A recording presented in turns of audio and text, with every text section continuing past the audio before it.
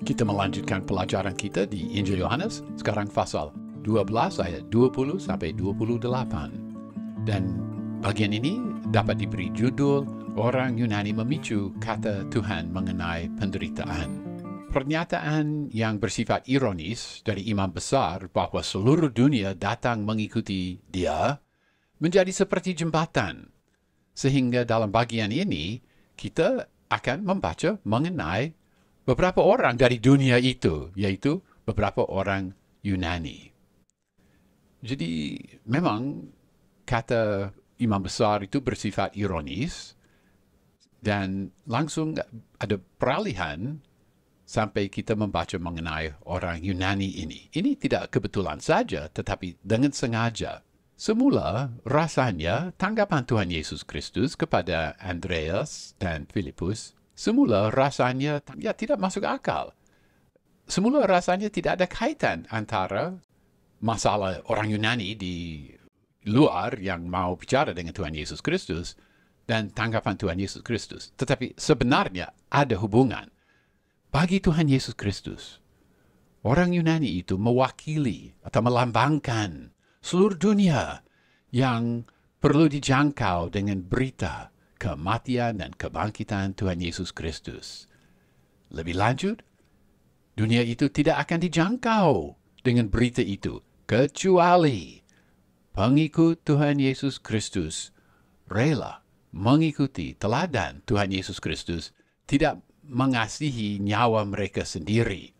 Maka apa yang dicatat di dalam bagian ini mempunyai kesatuan dan tujuan yang jelas. Di dalam bagian ini, kita melihat kepentingan penginjilan sedunia bagi Tuhan Yesus Kristus. Pemimpin bangsa Yahudi sudah mengambil keputusan Tuhan Yesus harus dibunuh.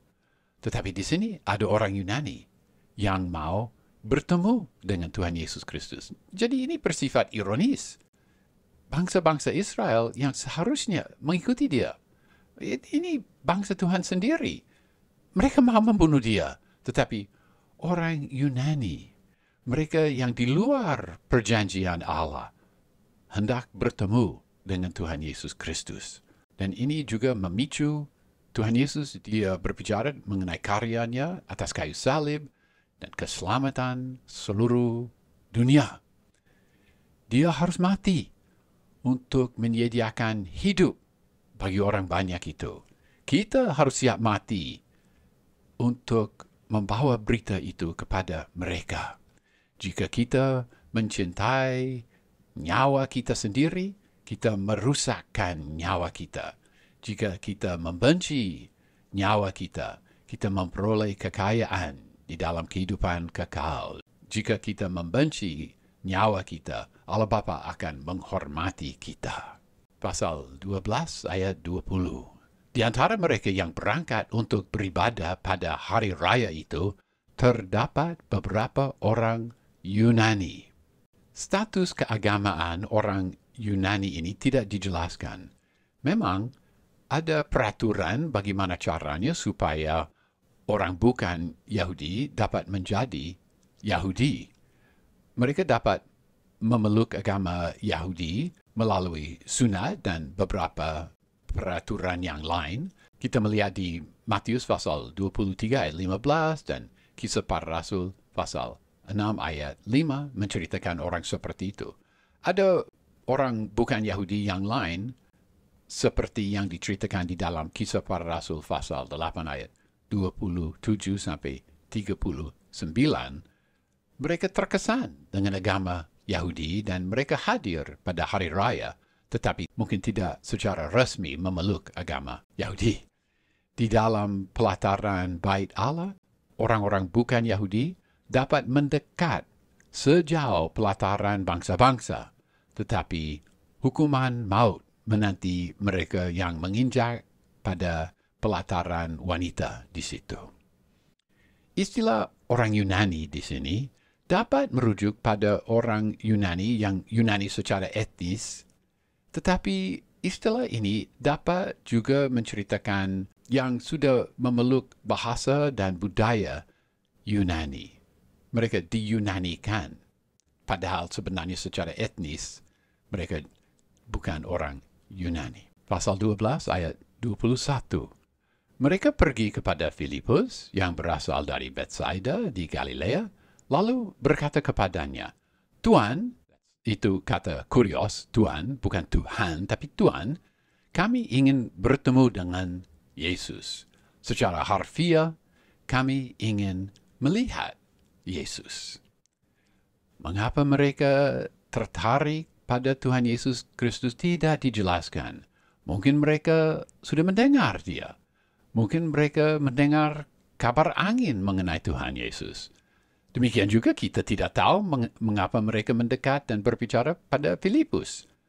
Mungkin mereka dengar Filipus berbahasa Yunani, tetapi sebenarnya kita tidak tahu. Sarjana-sarjana mempunyai beberapa pendapat tentang masalah bahasa Yunani di wilayah Yudea dan Galilea. Apa orang Yahudi sering memakai bahasa Yunani atau jarang? Tidak ada yang tahu bahasa Yunani. Sebenarnya mereka tidak sependapat mengenai masalah itu. Sekali lagi ini bersifat ironis. Pemimpin-pemimpin Yahudi mau membunuh dia, tetapi ada orang Yunani yang mau melihat dia. Pasal 12 ayat 22, Filipus pergi memberitahukan kepada Andreas. Dan lebih lanjut, Andreas dan Filipus menyampaikannya kepada Yesus. Rasanya Filipus agak enggan memperkenalkan orang Yunani kepada Tuhan Yesus. Mungkin dia belum paham apa Tuhan Yesus hendak melayani orang bukan Yahudi. Mereka menurut agama Yahudi, orang bukan Yahudi ya najis lah. Filipus mungkin berharap bahwa Andreas mempunyai pendapat, memberi usulan, atau menemani dia. Juga menarik bahwa di dalam pasal 1 ayat 42 dan pasal 6 ayat 8-9, Andreas memperkenalkan orang kepada Tuhan. Pasal 12 ayat 23. Tetapi Yesus menjawab mereka katanya, telah tiba jamnya anak manusia dimuliakan. Ya, secara harfiah kata hora di sini, kata jam. Ada, bukan saat, tapi jam. Tuhan Yesus tidak menanggapi permohonan orang-orang Yunani itu, tetapi dia menanggapi keadaan yang bersifat ironis. Dia menanggapi keadaan bangsa-bangsa yang ditarik padanya. Permohonan mereka menjadi semacam pemicu pada kata-kata Tuhan Yesus Kristus mengenai bagaimana dia akan menyediakan keselamatan bagi segala bangsa. Sampai ayat ini, ungkapan jam itu, hei hora, itu merujuk pada peristiwa-peristiwa yang masih belum datang. Lihatlah Yohanes pasal 2 ayat 4, pasal 4 ayat 23, pasal 7 ayat 30, pasal 8 ayat 20. Tuhan Yesus mempergunakan istilah ini untuk menceritakan kematian, kebangkitan, dan kenaikan. Menurut pandangan Tuhan Yesus Kristus, dia akan dipermuliakan. Bukan saja pada waktu dia dibangkitkan, tetapi dia juga dipermuliakan di atas kayu salib. Bagaimana Tuhan Yesus dipermuliakan di kayu salib adalah suatu rahasia yang tidak dapat dipahami oleh orang sombong. Orang-orang Yunani itu tidak disebut lagi. Kita tidak diberitahu apa mereka berkesempatan untuk bertemu dengan Tuhan Yesus Kristus. Ayat ini terfokus pada Tuhan Yesus, tetapi fokus di dalam ayat yang berikut adalah pada dia dan seluruh manusia. Pasal 12 ayat 24. Amin, amin. Aku berkata kepadamu, jikalau biji gandum tidak jatuh ke dalam tanah dan mati, ia tetap sendiri. Tetapi jika ia mati, ia menghasilkan banyak buah. Ya, di dalam terjemahan baru ada, ia tetap sendiri satu biji saja. Tetapi kata satu biji saja tidak ada di dalam bahasa aslinya. Dan bukan ia akan menghasilkan dalam bahasa Yunani, ia menghasilkan. Di dalam kata ini, biji gandum yang biasa membawa pelajaran rohani yang cukup dalam. Kemuliaan Tuhan Yesus Kristus dapat disamakan dengan biji gandum yang jatuh ke tanah dan mati. Tuhan Yesus rela menaati Bapaknya demi kepentingan bangsa-bangsa yang diwakili oleh orang-orang Yunani itu, sehingga dia menghasilkan banyak buah. Prinsip ini berlaku untuk dia, tetapi bukan hanya untuk dia saja.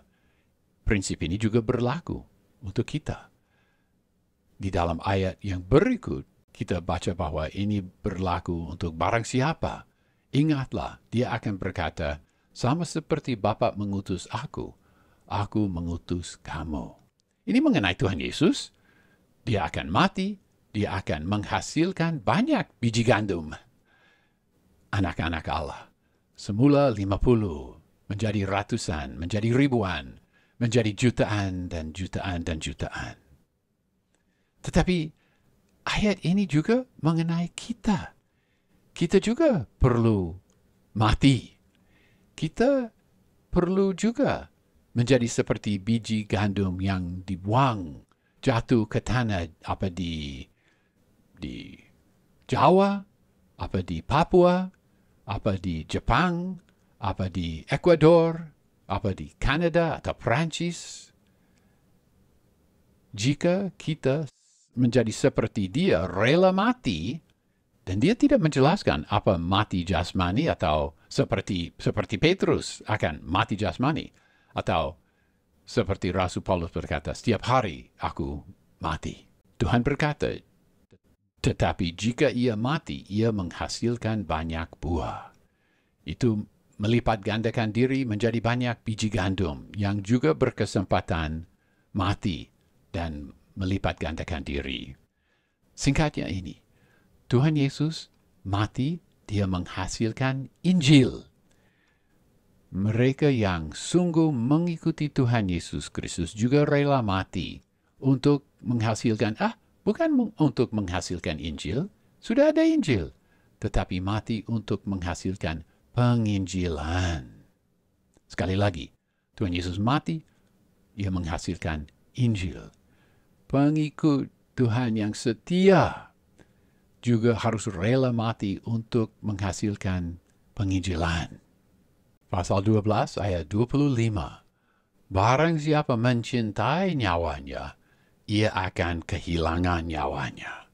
Tetapi barang siapa tidak mencintai nyawanya di dunia ini, ia akan memeliharanya sampai hidup yang kekal. Istilah nyawa di sini adalah kata psuke, dan kita dapat melihat kata psuke dengan arti yang mirip arti ini di dalam pasal 10 ayat 11 dan 15 dan 17.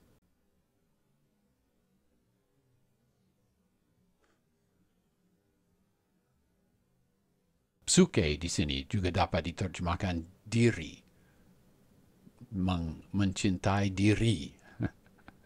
Dia yang mencintai dirinya akan merusak dirinya.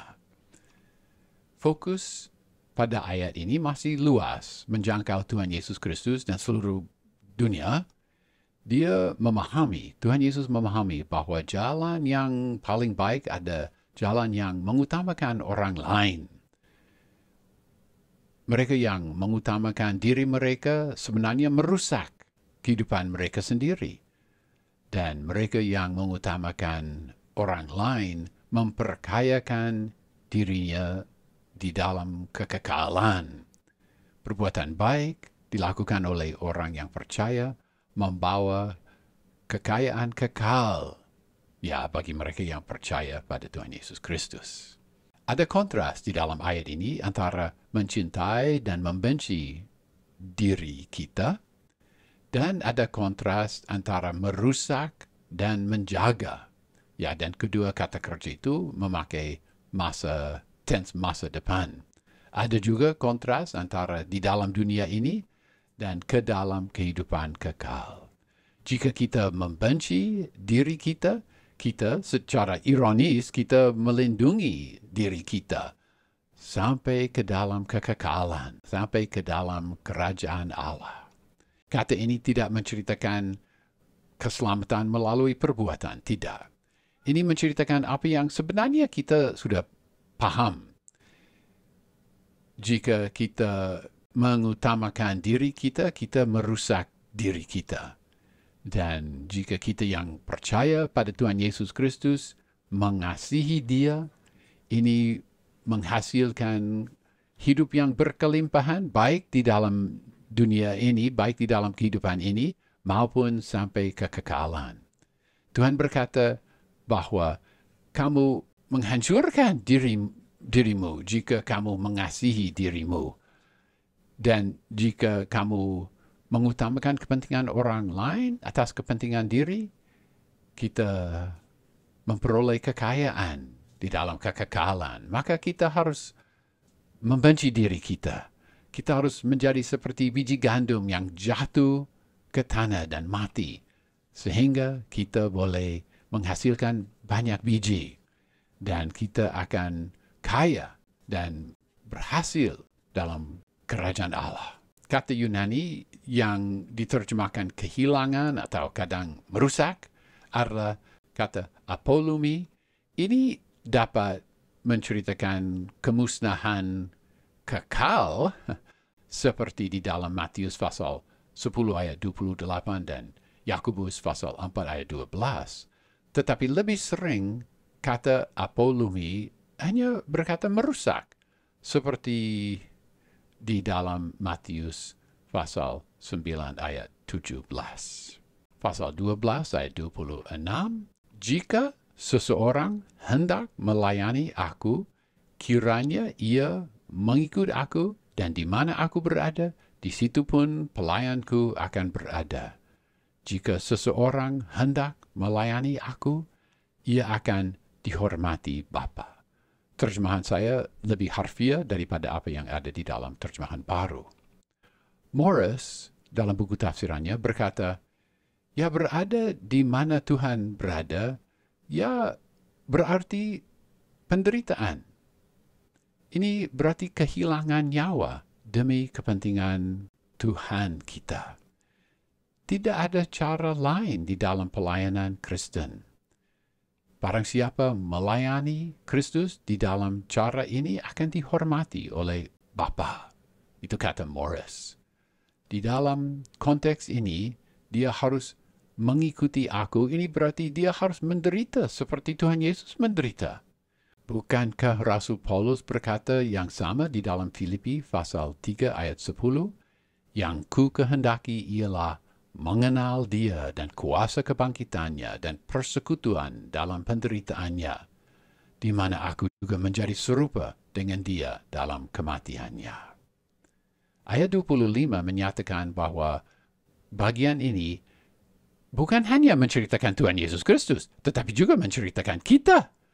Dan ini mendorong kita pada tujuan yang aneh ini, tujuan meninggal dunia.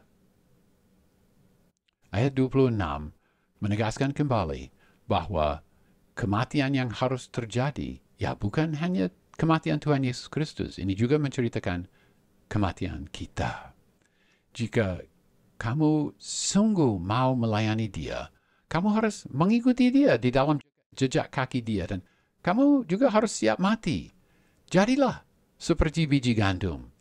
Sama seperti Dia menjadi seperti biji gandum. Jatuh ke tanah, mati, dan menghasilkan banyak buah. Ini sesuai dengan kata Tuhan Yesus Kristus. Sama seperti Bapa mengutus aku, sampai ke salib. Demikian juga aku mengutus kamu. Dan nanti aku juga akan minta supaya kamu siap sedia untuk mati. Ayat 26 berkelanjutan, dan di mana aku berada, di situ pun pelayanku akan berada. Ini juga bersifat ambigu.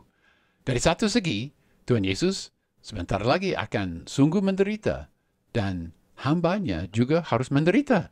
Dari segi yang lain, sesudah penderitaan itu, Tuhan Yesus akan disanjung. Dan orang yang melayani dia, percaya dan melayani dia, dan mengikuti jejak kaki Tuhan di dalam penderitaan, juga akan diangkat tinggi. Upah besarlah jika kita orang percaya rela menjadi biji gandum yang jatuh ke dalam tanah dan mati. Upah besar berada bersama Tuhan Yesus. Sisa dari ayat ini lebih lanjut menceritakan upah-upah yang disediakan bagi orang percaya yang sungguh mengikuti Tuhan Yesus Kristus. Jika seseorang hendak melayani aku, ia akan dihormati Bapa. Ya, sekali lagi ada upah besar bagi setiap orang yang rela, ya percaya kepada Tuhan Yesus Kristus dan rela jadi seperti biji gandum yang jatuh ke tanah dan mati. Ya, misal 3 upah ini. Kehidupan kekal yang berkelimpahan sampai kekekalan, berada bersama Tuhan Yesus, dan 3, dihormati oleh Allah Bapa. Ya, jadi tanggapan Tuhan Yesus kepada permohonan orang-orang Yunani itu, di situ kita melihat bahwa ya supaya semua orang Yunani, semua orang Roma, semua orang Perancis, semua orang Indian, semua orang Filipina, semua orang Jepang, semua orang dari segala bangsa sungguh dapat melihat Tuhan, dia harus mati menghasilkan Injil, dan pengikutnya, hambanya, harus rela mati menghasilkan penginjilan. Maka Tuhan dan pengikutnya akan menghasilkan banyak biji. Ya, dan biji-biji itu juga akan berkesempatan jatuh ke dalam tanah dan mati, dan juga menghasilkan banyak biji. Ya, kita jangan merusak diri kita. Kita berpikir bahwa jika kita jatuh ke tanah dan mati, kita merusak diri kita. Tidak benar. Ya, bukan. Tetapi kita akan dihormati oleh Allah Bapa. Kita akan berada bersama Tuhan Yesus Kristus. Kita akan menikmati kehidupan kekal sampai ke dalam kekekalan. Merenungkan pelayanan lintas budaya yang sudah mendahului kita, kita melihat banyak hamba Tuhan, banyak pengikut Tuhan Yesus Kristus, mati pada diri mereka dan juga kadang mati syahid. Buah itu enak dimakan. Biji itu dilupakan. Biji itu hanya jatuh ke dalam tanah dan mati. Tetapi bijilah yang menghasilkan banyak buah. Demikian juga di dalam kehidupan calon-calon misionaris yang rela pergi ke tempat-tempat yang jauh untuk mendirikan jemaat. Mungkin orang tua dan kawan-kawan berkata, jangan pergi, tetap di sinilah, menjadi anggota masyarakat yang produktif. Ya, menjadi kaya dan menikmati hidup yang penuh dengan nikmat-nikmat duniawi lah. Janganlah, menurut mereka, janganlah hanya jatuh ke tanah di tempat yang jauh dari kami di sini.